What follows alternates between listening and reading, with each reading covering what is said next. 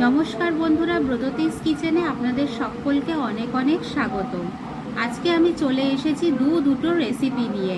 একটা হলো তরমুজের আইসক্রিম খুব সহজ উপায়ে, আরেকটা হলো তরমুজের জুস। এটাও কিন্তু আমি খুব সহজ উপায়ে খুব কম উপকরণে দেখাবো। তো চলুন বন্ধুরা, দেখে নেই আমি কিভাবে এই দুটো রেসিপি তৈরি করলাম। একটাই অনুরোধ বন্ধুরা, আপনারা কিন্তু ভিডিওটা প্রথম থেকে শেষ অবধি অতি অবশ্যই দেখবেন।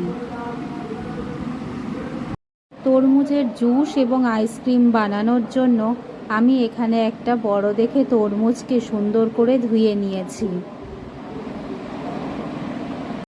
তারপর আমি এটাকে সুন্দর টুকরো টুকরো করে কেটে নিয়েছি।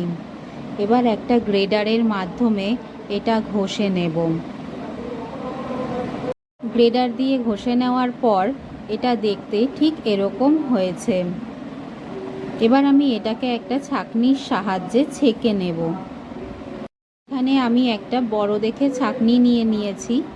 এর মধ্যে আমি দিয়ে দিচ্ছি ঘষে রাখা তরমুজটা, যাতে জুসটা সুন্দরভাবে বেরিয়ে আসে আর তাতে কোনো রকম কোনো বীজ না থাকে, তাহলে কিন্তু খেতেও ভালো লাগবে। দেখুন, তরমুজটা ছেঁকে নেওয়ার পর জুসটা ঠিক এই রকম হয়েছে, কত সুন্দর লাগছে। এরপর আমি এর মধ্যে দিয়ে দেব হাফ বাটি মতন চিনি। চিনিটা দিলে টেস্টটা কিন্তু আরও ভালো হয়।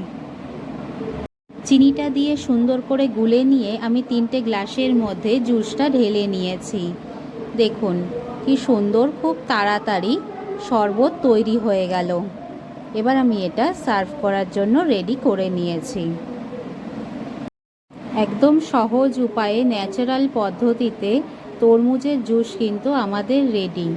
এভাবে একবার বানিয়ে খাবেন, আশা করি আপনাদের খুবই ভালো লাগবে।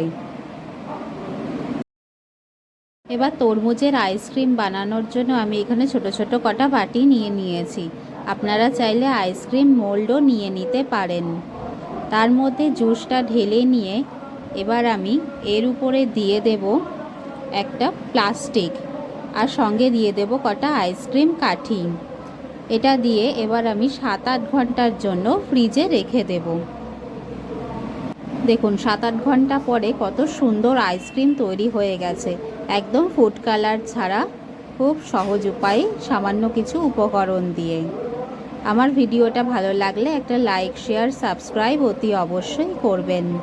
আর ভালো থাকবেন। ধন্যবাদ।